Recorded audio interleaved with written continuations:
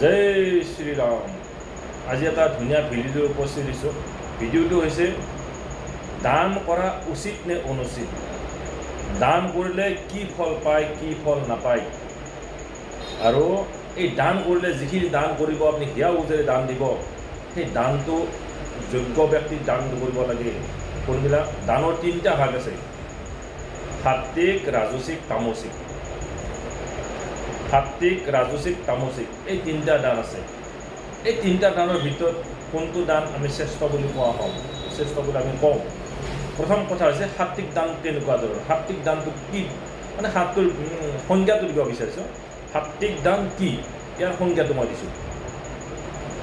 দান কৰা উচিত নে অনুচিত, যিটো দান ভাবিব এই দানটো উপযুক্ত ব্যক্তিক দেশ, ঠাই, স্থান, কাল, সময়, যোগ্য ব্যক্তিক দান কৰিব দিছে। যিটো উপকাৰী, মানে যিটো দান দিলে ফল পায়, মানে সেই দানক, সেই যিটো দান দিব সেই দানটোক সেই দানটোৰ নাম হৈছে সাত্বিক দান।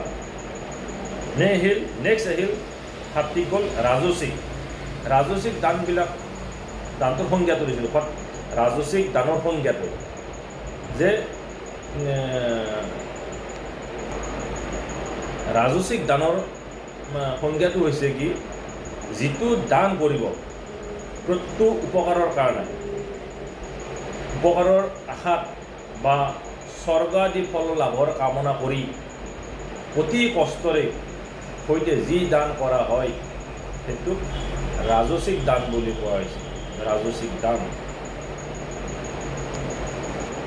নেক্সট আহিল তামসিক দান। তামসিক দানৰ সংজ্ঞাটো দিছোঁ। তামসিক দানটো হৈছে অনুপযুক্ত দেশত, অনুপযুক্ত সময়ত অপাত্ৰক দান দিব হাক দিছিল। এইটো মই কোৱা কথা নহয়, স্বয়ং মহাপ্ৰভু কৃষ্ণই কৈছিল, কৃষ্ণই অৰ্জুনক কৈছিল। কি কৈছিল? অনুপযুক্ত দেশত, অনুপযুক্ত সময়ত, অনুপযুক্ত পাত্ৰক দান দিলে এই দানৰ যিটো সৎকাৰ শূন্য বুলি কৈছিল, আৰু অৱজ্ঞাপূৰ্বক দিয়া হয় তাক তামসিক দান কৈছে। এই তিনিটা দানৰ ভিতৰত আপোনালোকে নিজে ডিচাইড কৰক, এই তিনিটা দানৰ ভিতৰত কোনটো শ্ৰেষ্ঠ দান বুলি কোৱা হয়।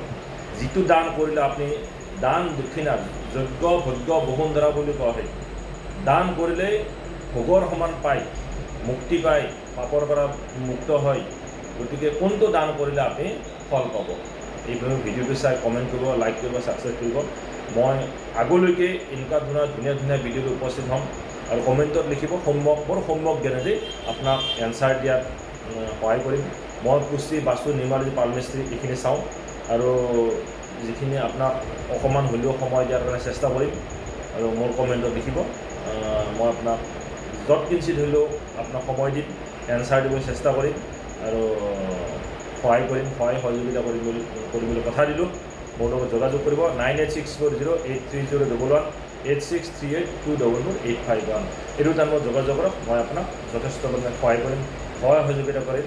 মোৰ আশীৰ্বাদ থাকিল। বহুত ধন্যবাদ।